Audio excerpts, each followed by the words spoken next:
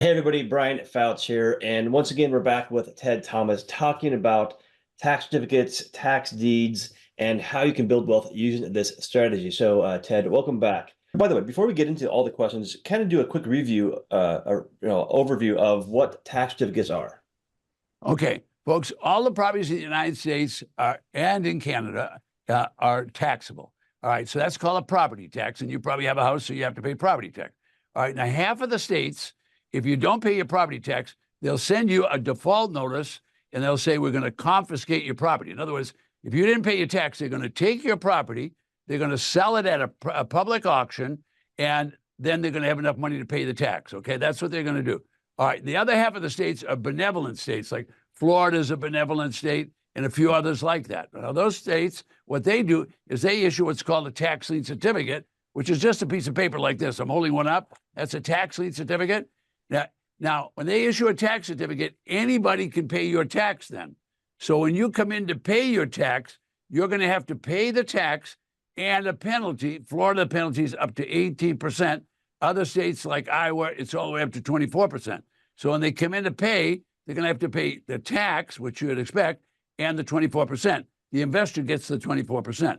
So these are two ways to make money. You can make it by buying defaulted property, or you could buy tax lien certificates. So hope I was clear on that. In both cases, the mortgage or deed of trust is wiped out. Whenever they have a tax auction, it wipes out the mortgage or the deed of trust. So, if this concept and this strategy is so lucrative, how come people like brokers or agents haven't told me about this when I first got into real estate? Well, the challenge is the brokers, they don't talk about this because what a broker's job is to help you buy and sell. And that's how they're just commissioned people. We're educators, and we're just teaching you about a government system. This government system was invented 200 years ago. I didn't invent it. I just learned how to do it 30 years ago. And then I've just been developing learning systems all those years. I have video learning systems. I have teachers. I have people who take people to auctions. We have basic courses. Matter of fact, I'm going to invite all of you to come to a basic course. I do one every 2 weeks. And guess what? You can stay with us from 11 in the morning through to 5 in the afternoon, and you'll learn all the nitty-gritty details, and I only charge $47 for it. So if you want to learn this business, we give you every nitty-gritty, and I'll introduce you to people that are actually doing it. So the brokers, they're interested in buying and selling property, and so most of them don't even know about this business. Gotcha. Makes sense. Okay. So another question I get, because I have most of my clients, by the way, are in the US or Canada. But what about for people that are outside the US, like people that are in Canada or the UK? Can they still do this concept here in the US? Okay, you can do this this business any place where you can have a USA bank account. So we have dozens and dozens of clients, and I'm going to show you a client that is in a place called Regina, spelled with an R, Regina, Saskatchewan. All right, now that's the capital of that big province, okay? Now, he was in the real estate business for many years. He was in the rental business, and every time the market crashed, he would lose a few rental properties because the mortgage was so high, people didn't pay the rent and so on. So he wanted to get in you see, the beauty of the tax defaulted business is safe and secure, all right? Every investment you make in a tax certificate is secured by the real estate. If you don't get paid on a tax certificate, you're going to get the property. And if you go to a tax defaulted auction, if you bid and win, you're going to get the property. So don't bid too high. So I taught him to buy just residential property to start with. He did it all online. The first one he bought, well, I'm going to just show you a little video on it. The first one he bought, he only spent pennies on it. The property was a residential property, had a value of $200,000. And well, just listen to this video and watch it. It's really exciting. My name is Kelly Osmack, and I'm from Regina, Saskatchewan. I'm a Ted Thomas student. I had purchased a lot in Riverside County, at Riverside. I purchased it for $35,000, and after I got my title, I listed it. It was listed for a month, and I got a full cash offer of $55,000 US. After that deal, I went to the Kitsap County in Washington and purchased a 5-acre parcel in Kingston, and I paid $131,000 for that property. It had a 1,300 square foot manufactured home and a barn on the property. Really nice property. I had it listed at 280 and I received a full price offer in 4 days. Well, there you have it. He did all of that he did online. And from there, he went to doing what you're going to see right now. I went back to Riverside because it's a great place. I love Riverside for whatever reason. In May, I bought another property. It's in Desert Hot Springs. It's another 5-acre parcel. It's awesome. Yeah, I bought this property for $177,000. 5 acres of land. On Zillow, they had it listed in 2011 for $798,000. There's this house, there's another 900 square foot nanny mother-in-law house, there's outbuildings. It's a beautiful property. I had a realtor go look at it and he said, yeah, it's in, like from the exterior, looks like it's in decent shape depending what the inside is. He said it could range for anywhere from 500 to 800. I'll probably clear 100,000 US on that deal. I've never left my basement office, ever.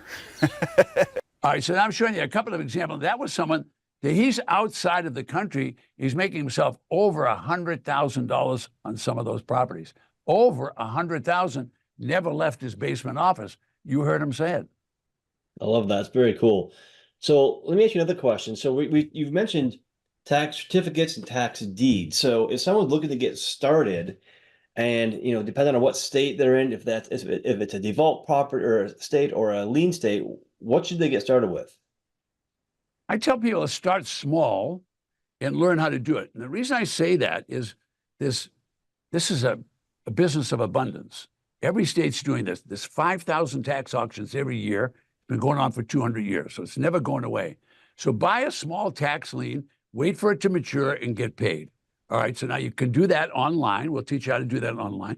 Or buy a residential vacant lot.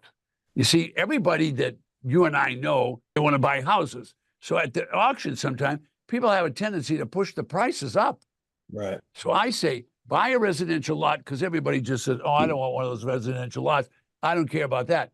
So a residential lot, like I just showed you on the video, that lot was worth $200,000. He bought it for pennies, and he sold it and made $20,000. You see, there was a lot of margin in those lots. So about 25% of every auction is residential or land, not residential, but land. A lot of land deals people don't even want to look at because they're used to houses. See, real estate investors, they know houses, they don't know land. But you can buy land for pennies, absolutely pennies.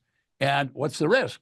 You don't have to worry about squatters in there. You don't have to worry about the place burning down. You don't have to worry about hurricanes. You don't have to worry about any of that. Very cool. Awesome. Yeah. So obviously that answered that question of, should you buy big, buy small, start small, and then go from there. And then we also talked about, yes, you can do these things online, but there's also the ones where you can go in person, like some of your clients have done. I've done it before too. And those auctions are fine. Sometimes there's 100 people. If there's 100 people, it's so hard to get a property, to be honest, because there's so many people vying and bidding them up. And so I've had the best success when there's only a handful of people. But what's kind of been your experience, Ted, on that? It's the same as yours at the big auctions, because an auction is kind of a signal flag that's waving out there for people. This is going to be a deal. And a lot of people never get trained. So if you go to an auction, there'll be a lot of people there, but only 20% of it or so are going to bid. But you see, if you're in a room and a guy down the street is bidding against you, he's trying to buy that property to move his family in. He wants to move it. So he's just going to keep bidding up. He's going to beat you. All right. So a lot of people that haven't had any experience, they're going to keep bidding. All right. So it's going to get too high. So more than likely, I'm going to guess that you did this. If you go to some of the smaller auctions, there's going to be a few local people there. Might not be so much money in the room. Now, let me show you an auction.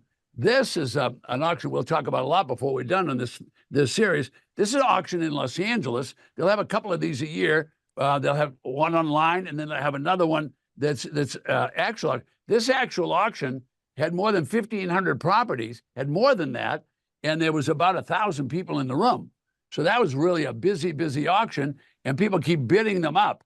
So I tell you, if you're going to go to those, I'll train you, and you're going to go to those auctions, about 20% of the properties won't sell, but they'll have an auction the next day.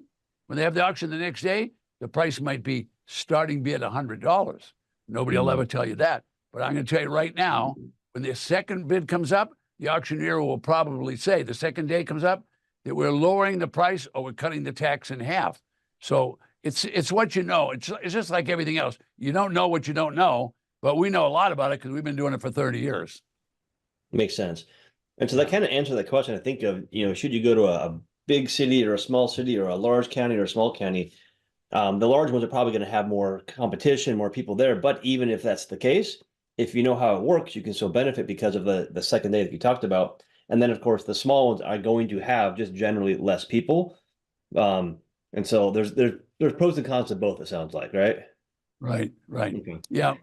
Most people do better if they start with a smaller auction. But if you're in a place like California, like Southern California, Los Angeles, even if you went to San Diego County, you would find as many as 300 or 400 properties at an auction.